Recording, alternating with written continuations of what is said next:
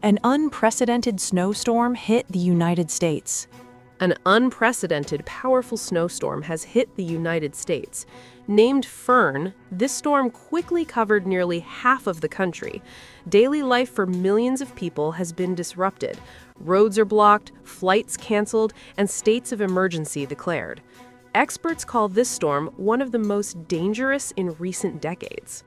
The storm began in the southern United States with freezing rain and snow.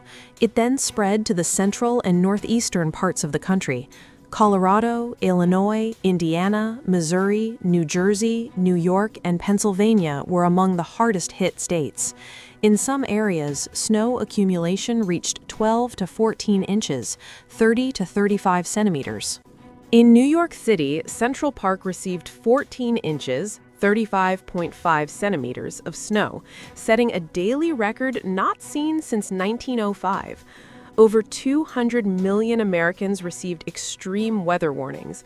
Meteorologists warned that cold temperatures and strong winds are making the situation even more dangerous. Fallen trees from ice and snow damaged power lines, leaving over 1 million people without electricity. Many schools, daycare centers, and public facilities were closed. In New York State, the National Guard was deployed to help with storm relief efforts. Over the holiday weekend, more than 16,000 flights across the U.S. were canceled, with thousands more delayed. On just one day, nearly 12,000 flights were affected. This is the largest disruption to U.S. air travel since the start of the COVID-19 pandemic in March 2020. According to the latest reports, at least 14 people have died due to the storm. Experts warn that the continuing cold and low temperatures could pose further risks to transportation and infrastructure.